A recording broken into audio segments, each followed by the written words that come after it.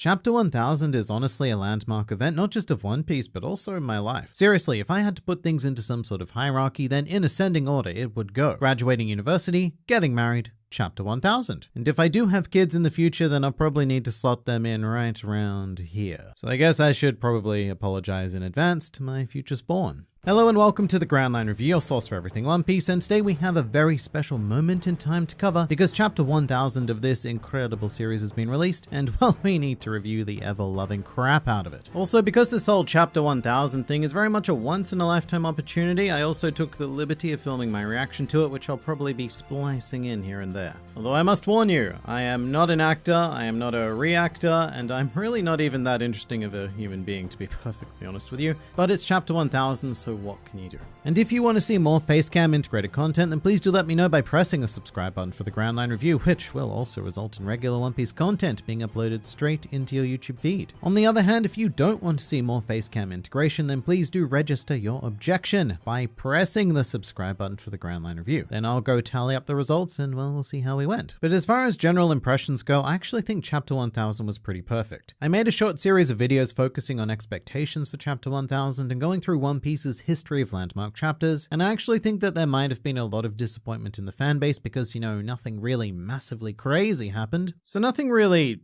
massively crazy happened. You know, there were theories flying everywhere about which character was going to be revealed or which revolutionary army was going to appear on Wano, and in both of my Chapter 1000 videos I very much warned against having grand expectations like that, because more often than not these milestone chapters tend to be pretty normal occasions. I mean, I can always tell when something insane occurs because I always get spoiled on it immediately through YouTube or Twitter or whatever. So I guess I knew this chapter was going to be a bit more of a streamlined experience because simply people weren't going out of their way to ruin it. With that said, that's actually why I think Chapter 1000 works so damn well, because it is a pure celebration of what One Piece is. There's no crazy plot twist or cliffhanger, it's a straightforward affair of Luffy punches a dude, which is exactly what we've all been loving ever since Chapter 1, just on a much more grand and integral scale. In fact, even more than that, what Chapter 1000 accomplishes occurs on two levels. One, it's a general celebration of Luffy, which is flagged in the title, and he is undoubtedly the common thread of what this chapter is trying to tell. You know, he's the very first character we see in the chapter, and he's also the very last. A nice Luffy bookend, if you will, with lots of Luffy focus throughout. But very excitingly, Chapter 1000 also signals the beginning of our next generational shift, the likes of which we have not seen since the beginning of the Paramount War. And that, well, that injects a solid prescription of liquid hype directly into my bloodstream, and I think manages to excite me more than any shocking reveal, twist, or cliffhanger could have ever managed. And I want to start with that point actually. There are a lot of fantastic candidates for favorite pages and favorite panels of Chapter 1000, but mine is absolutely that spread of the worst generation facing off directly against two of the four emperors. I'm in love with these pages.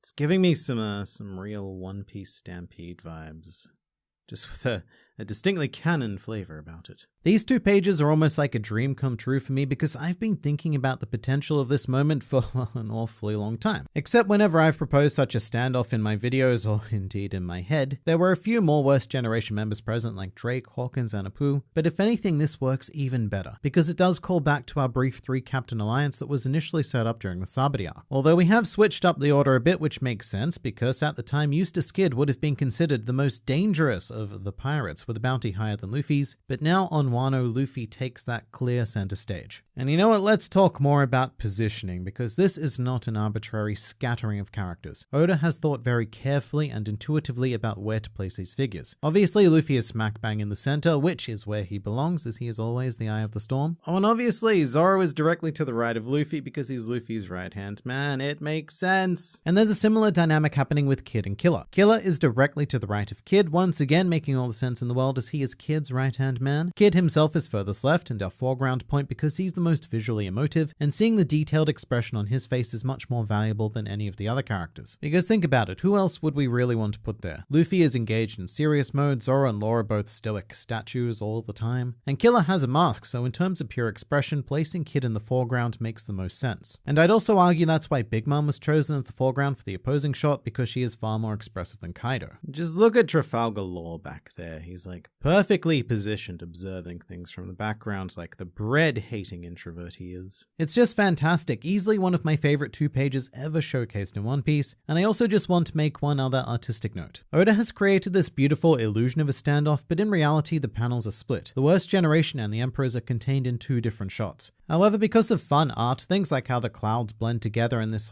valley of negative space, how that functions, it actually binds these panels together. Is valley of negative space too wanky of a term to describe this?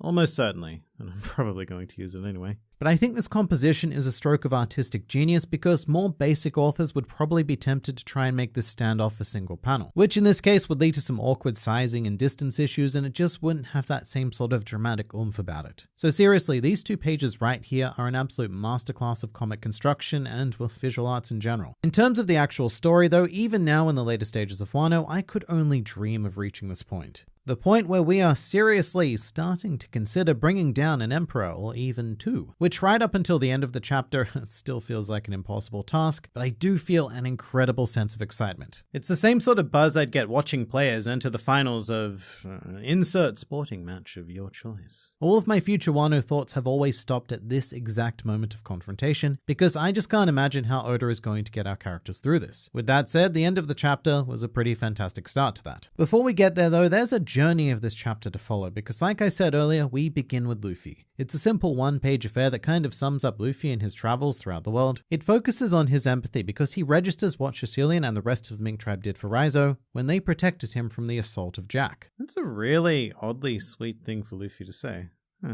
But that kind of empathy is why people put their lives on the line for his benefit, which is also shown on this page because it was of course Shishilian and his musketeers that secured Luffy's path to the rooftop. So it's an almost perfect representation of Luffy's symbiotic relationship with most other characters that he comes to meet. He either does something or promises to do something on their behalf, and collectively those characters then make Luffy's task easier to accomplish or even possible at all to accomplish. It's another one of those moments where you realize that Luffy would be completely lost without the help of almost everyone he's ever met. It's only because of those people that we even got to the end of chapter 10, much less chapter 1000. So in this case, thank you very, very much, Shishilian. Shishilian. I have a lot of difficulty saying Shishilian. It just makes me want to say Sicilian, which makes me think of the Sicilian defense and some wise words from my high school chess coach, which were, Liam, you really shouldn't be playing the Sicilian defense until you're actually good at the game.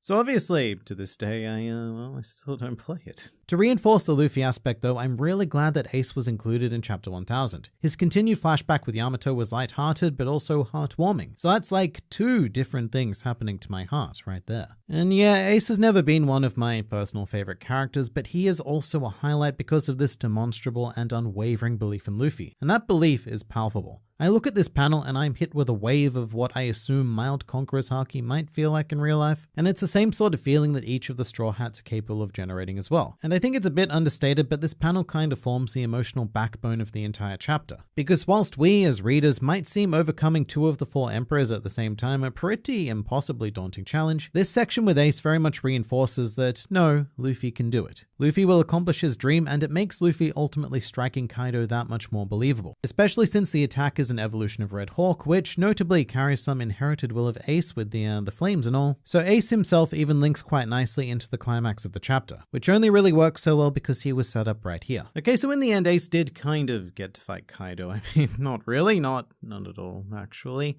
But the inherited will aspect is there, and that is what is important. Also, just briefly in this flashback section, we find out that it was Yamato who made Ace's Vivia card, which is kind of crazy actually. Firstly, I mean that Ace didn't know what a Vivia card was prior to this very moment, but also that Yamato made such a symbolic item that would eventually end up in Luffy's hands way back in Alabasta. So it's just kind of cool to know that Yamato has been influencing things very subtly, even whilst trapped on Wano. So wait, Yamato made Sabo's Vivia card. No, not Sabo. Ace, that's the one.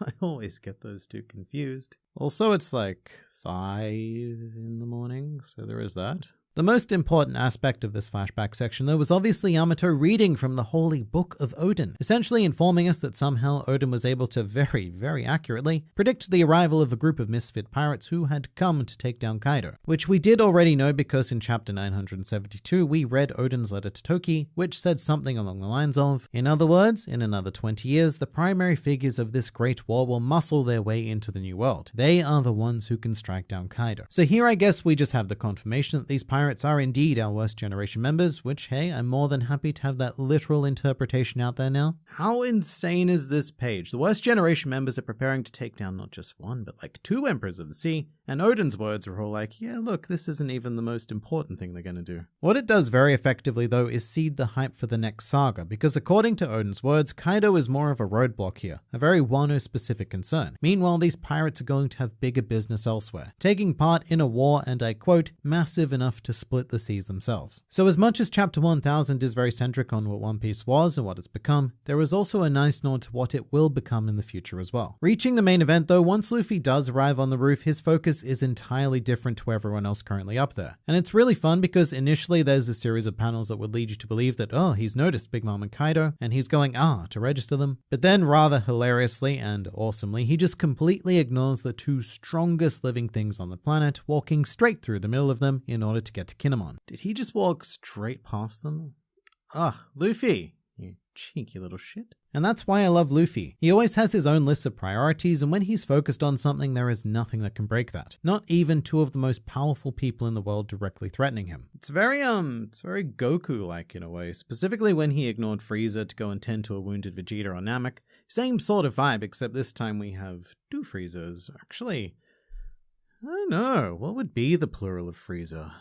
Probably Freezai. And just like Vegeta to Goku, Kinemon tearfully requests that Luffy liberates Wano from the clutches of the galactic overlord, Kaido. Which was actually really touching, to see what has become a very proud and determined Kinemon reduced to basically needing to beg for help, which Luffy obviously responds to quite well because a lot of his friend things happen to live on Wano, which we do get to see in a series of flashbacks, a very interesting device by the way, because this effect usually gets implemented at the end of a fight, not the beginning. The most famous example is probably Luffy versus Lucci, where right before the finishing blow we see this series of flashbacks of key saga moments before getting that ultimate satisfying culmination. But here these flashbacks are being used to kickstart a fight, to deliver a long-awaited hit on Kaido, one that struck him like nothing else we've ever seen to this point. And there it is! You're going down, fish boy. The attack panel was great, but the effect I loved the most was the impact panel. This one here where you see Luffy gloriously fisting Kaido. I love the way it's drawn because Oda has made these lines very purposely unrefined. When you compare it to all of the other drawings on the page, it almost looks like a sketch in comparison. And this is done to increase the impact of the attack, as if Luffy has literally punched Kaido's character art out of alignment. God, it's like he got punched back into the status of being a sketch. Like, you're not even worthy of your line art, Kaido. Get your crap out of here.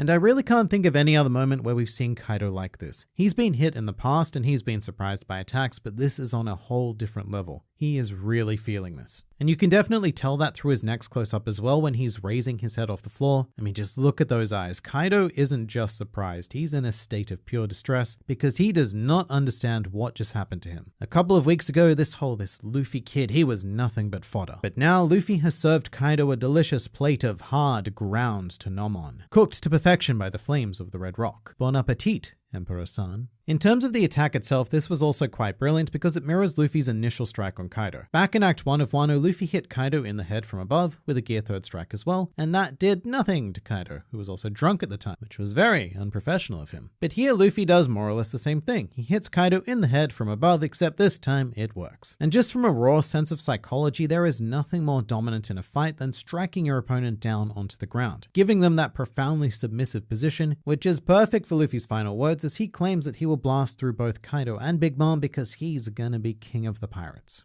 Oh, wow. Alright, that's a pretty perfect ending to the chapter as well as this 1,000 long chapter experience. Like, I have to admit, I do imagine some people being potentially disappointed by this because their minds weren't blown by some gigantic revelation. Like, there was no Scopa-Gaban, there was no dragon, there was no Vegapunk, there was no revolutionary army, there was no nothing. What even is this trash? I couldn't be happier though. This was just a solid injection of One Piece and really well worthy of that chapter 1000 number. And something I haven't spoken about yet is that one page that doesn't quite link to Luffy, and that's the Marco and Zoro stuff. Fantastic performance by the Phoenixmen here, temporarily subduing both King and Queen in order to fling Zoro up to the roof, which was pretty hilarious because Zoro so rarely has this look of shock or surprise. With Zoro though, he's treated to some pretty ridiculous subtlety later on in the chapter because once Luffy walks past Big Mom and Kaido, the very next panel is a close-up of him him with this introspective ellipsis. It's so small, but at the same time it really does say everything, because Zoro does also share a concern for the samurai, and also just how unsurprised he is by Luffy disregarding the Emperor standing right in front of them. It's a minor touch that I appreciated quite a bit. And as for other things I should probably mention, one is that over the past 2 issues, being chapter 999 and 1000, One Piece has taken up 2 covers of Weekly Shonen Jump, which is very, very greedy. But when you combine them together, you get this lovely image of Luffy, as well as various other mangaka drawing One Piece characters as a tribute to One Piece. One in particular that I want to point out is Boichi, the illustrator of Dr. Stone. He drew Ace, which is very appropriate because Boichi also illustrated One Piece Episode A, which is an adaptation of the Ace novels. Also, Boichi has a pretty rich history with One Piece because in a very, very intriguing event, he drew his own version of Chapter 51, which is where Zoro fought Mihawk, and it is absolutely stunning. Highly recommend you check that out if you haven't read it already. As for some other artists, Yuki Tabata of Black Clover drew Shirahoshi, as well as Asta apparently being enamored by her. Meanwhile, Kohei Horikoshi did Don Krieg of all characters, with Deku standing there kind of excited about the fact that Don Krieg has a mask because, I don't know, superheroes. And the last one I'd like to note is Gege Akutami of Jujutsu Kaisen fame. He drew a really cool looking Arlong whose spiky nose Yuji would apparently like to poke.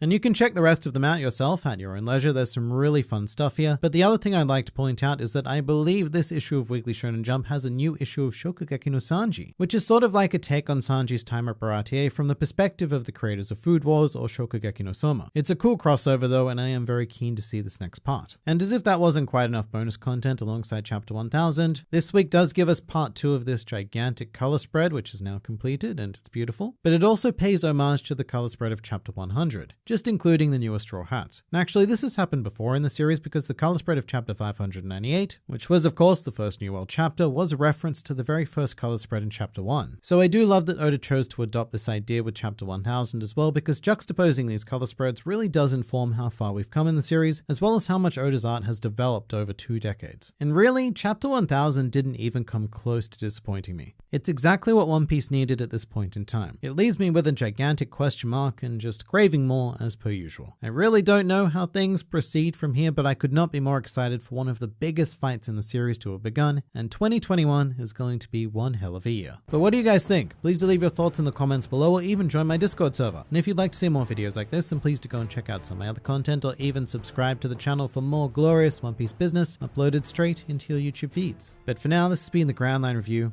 and I'll see you next time.